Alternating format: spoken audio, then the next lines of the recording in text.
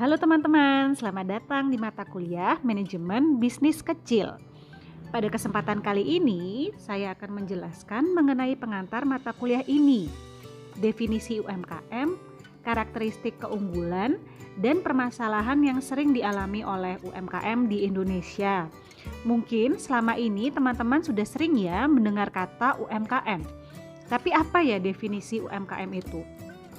Apakah pedagang kopi keliling seperti ini termasuk UMKM, pedagang warung kelontong, atau pedagang kuliner yang berjualan di sekitar kampus itu termasuk UMKM. Kalau kafe-kafe yang kekinian seperti ini termasuk UMKM tidak ya? Mungkin kalau kafe teman-teman ada yang berpendapat kalau mereka itu adalah UMKM. Tapi ada juga teman-teman mungkin yang bilang tidak Bu, kafe itu bukan UMKM. Lalu apa ya kriteria pasti yang membedakan UMKM dengan usaha lainnya? Yuk kita simak penjelasan berikut ini.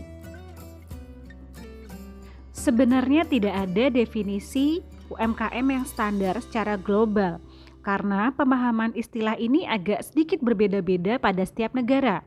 Ada yang menggolongkan UMKM berdasarkan jumlah pegawainya, berdasarkan omset usaha, berdasarkan nilai asetnya, atau lokasinya yang masih permanen ataupun tidak permanen.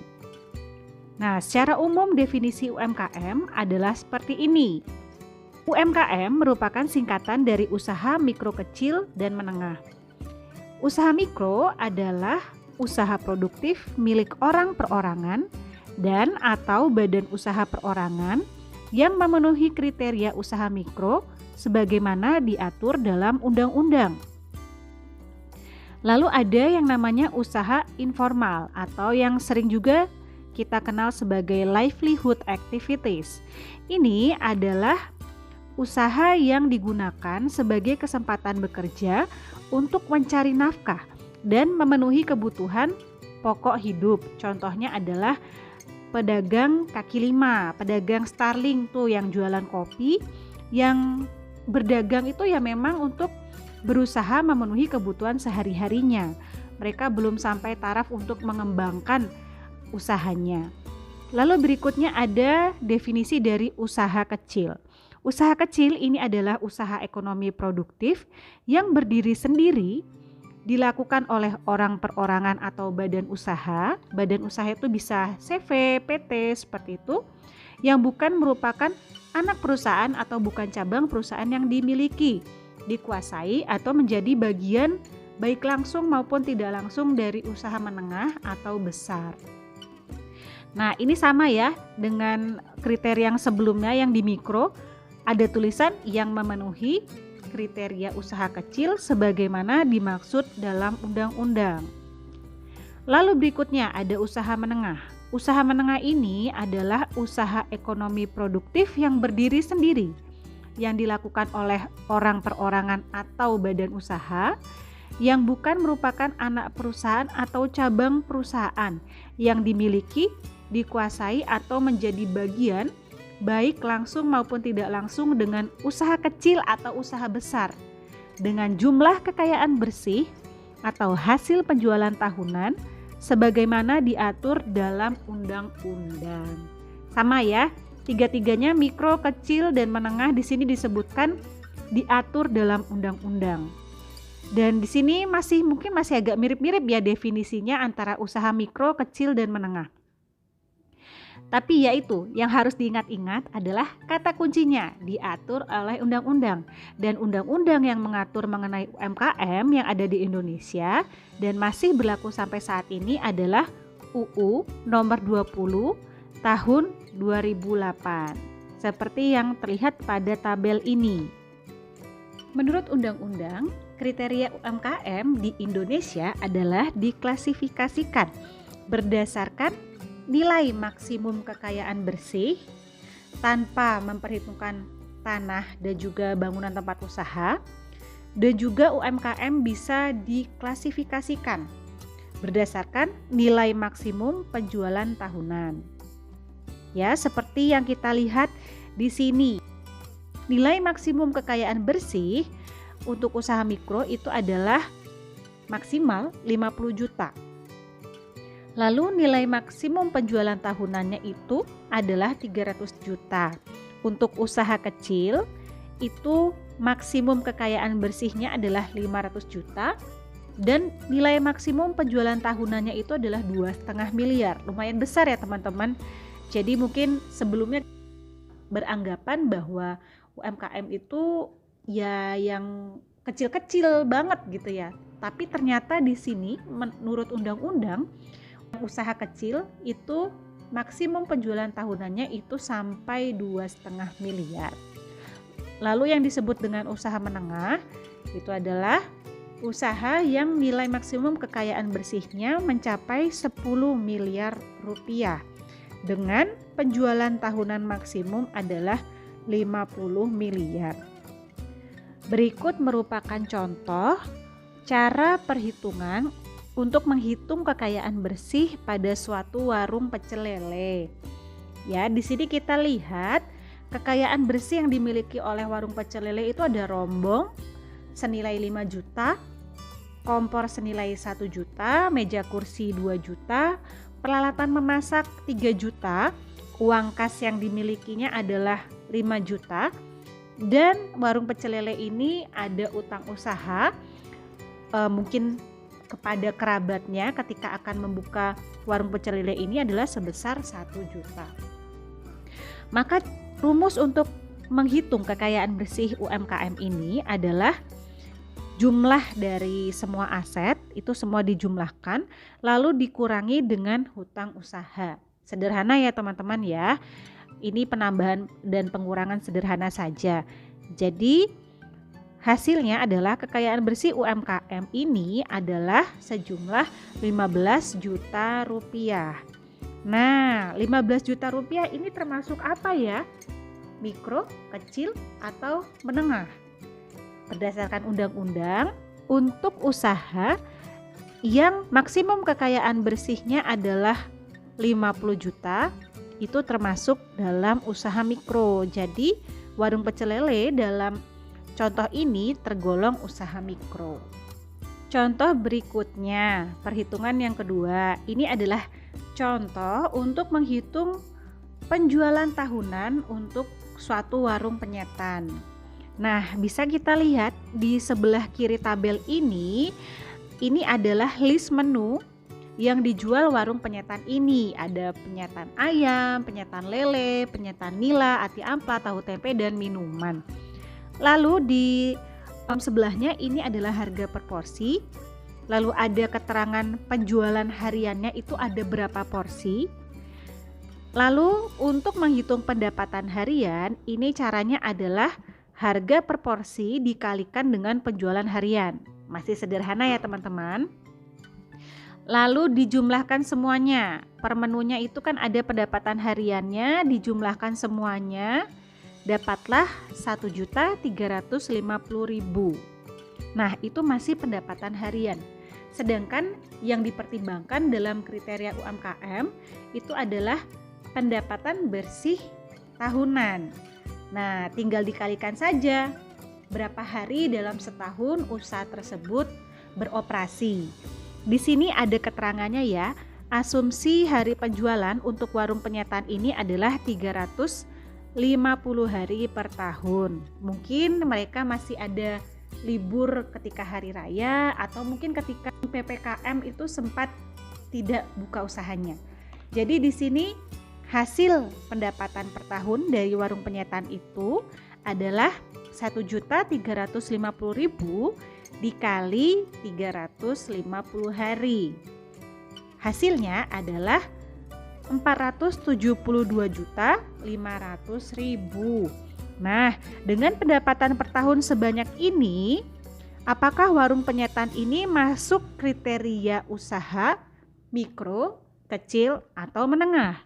Kita lihat lagi dari tabel UU RI nomor 20 tahun 2008. Di sini kita lihat untuk penjualan di bawah 2,5 M dan sudah di atas 300 juta itu masuknya pada kriteria usaha kecil.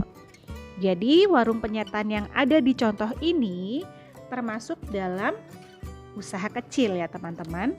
Tentunya dalam situasi sebenarnya penjualan harian UMKM itu sifatnya fluktuatif, tidak bisa kita pukul rata.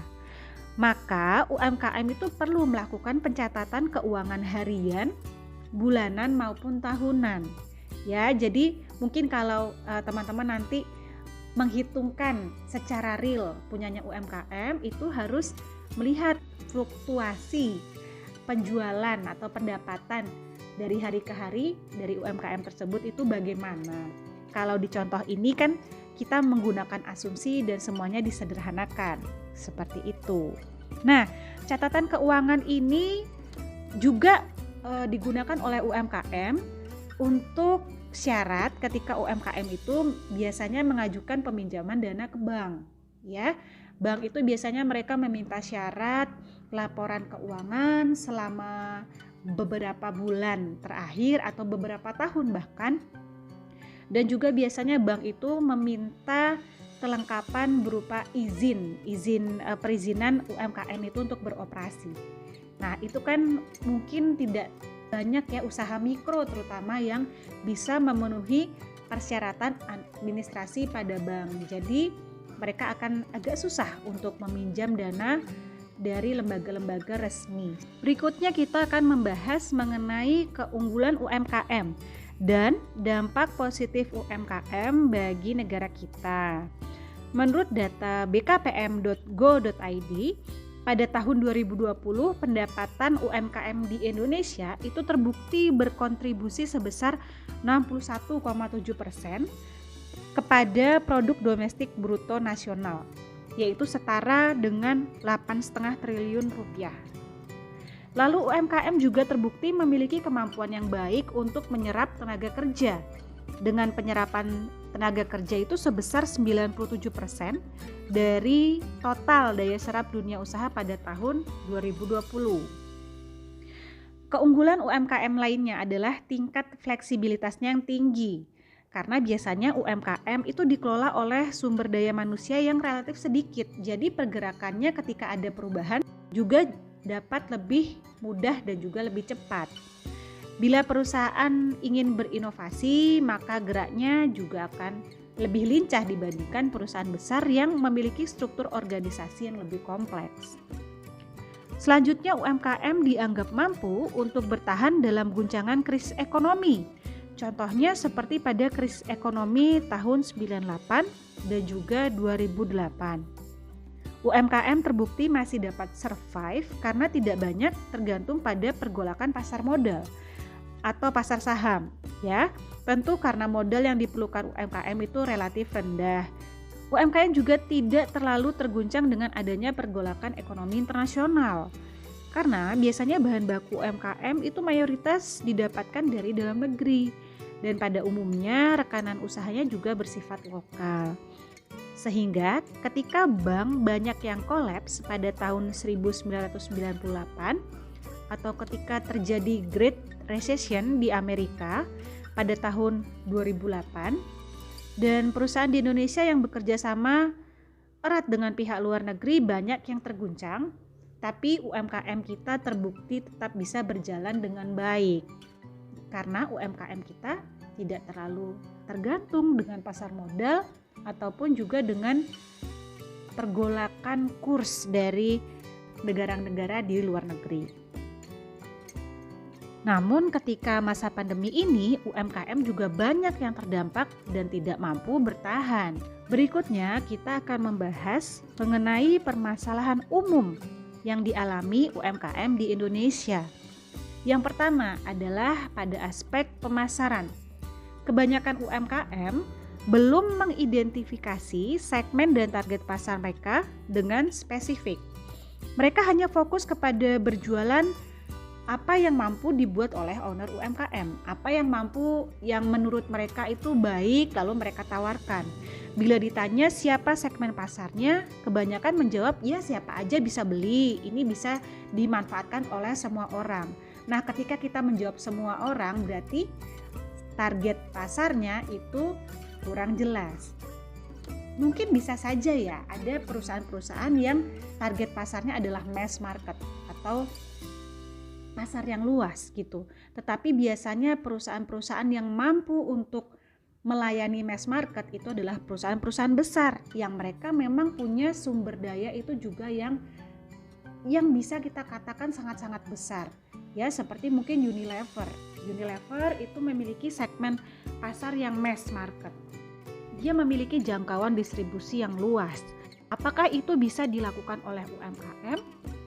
Tentunya sangat jauh ya ketika kita membandingkan UMKM dengan Unilever. Jadi UMKM itu harus bisa menemukan niche market atau ceruk pasar mana yang ingin dilayani, karena UMKM itu juga memiliki sumber daya yang terbatas.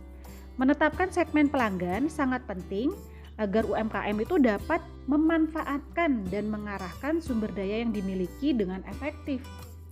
Bila pemilik usaha sudah menentukan target marketnya, maka marketing mix juga akan lebih mudah untuk ditentukan dan juga tepat sasaran. Namun bila segmen pasarnya itu tidak jelas, itu seolah-olah seperti ingin menembak ke segala arah tanpa tujuan yang pasti. Padahal jumlah peluru yang dimiliki itu juga terbatas. Maka nanti yang berhasil ditembak itu juga tidak pasti. Nah, selain itu kebanyakan UMKM itu juga masih mengandalkan pemasaran konvensional dari mulut ke mulut, words of mouth atau getok tular, dan bersifat pasif menunggu konsumen walk-in yang datang. Permasalahan berikutnya adalah terkait dengan kualitas dan kuantitas sumber daya manusia. Kebanyakan pemilik usaha mikro itu masih belum dapat melibatkan lebih banyak tenaga kerja karena modalnya yang terbatas atau ada mindset ingin berhemat, semua ingin dilakukan sendiri.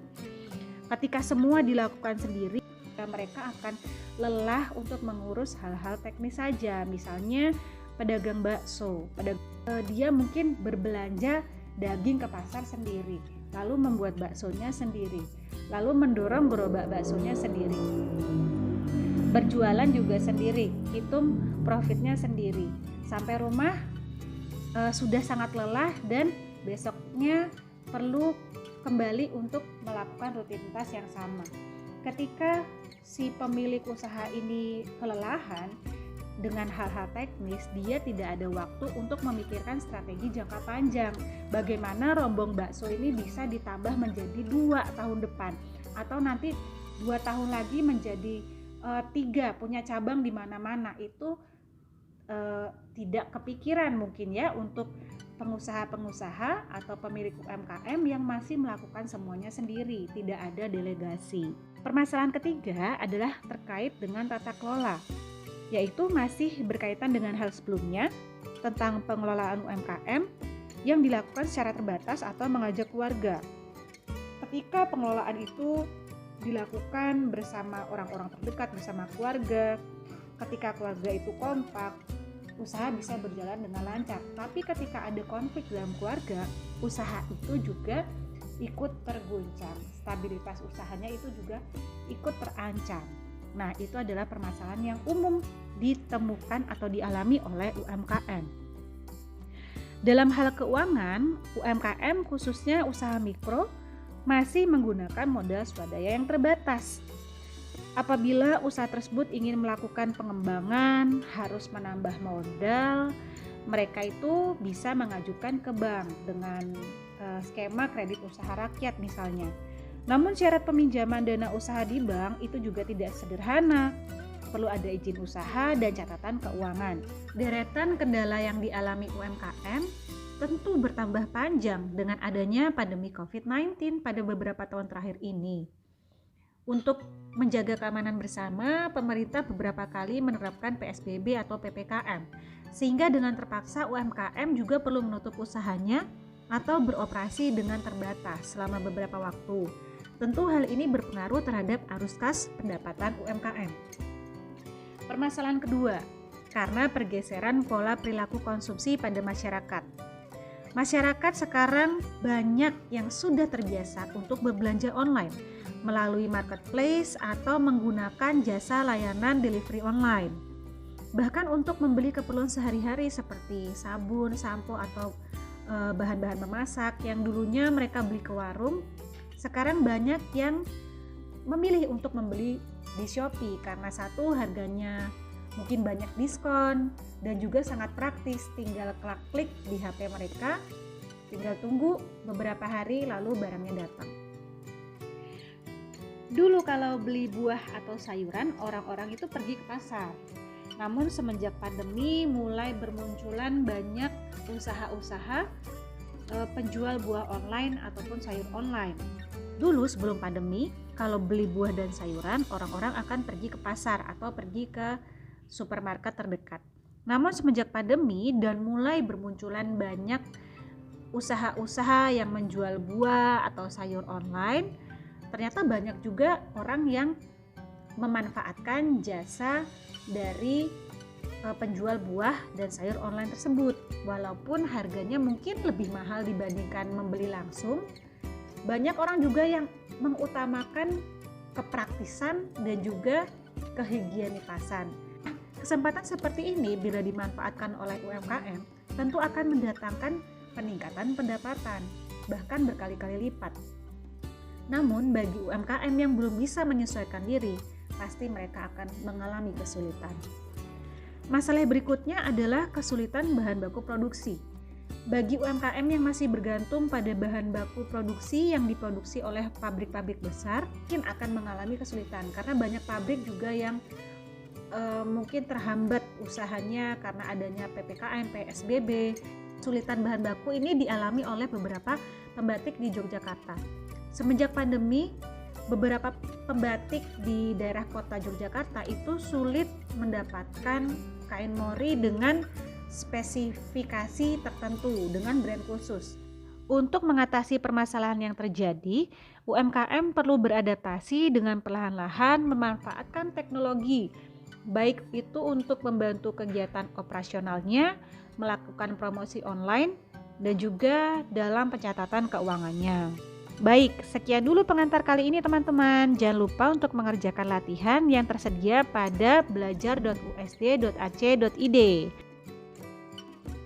Selamat berdinamika teman-teman.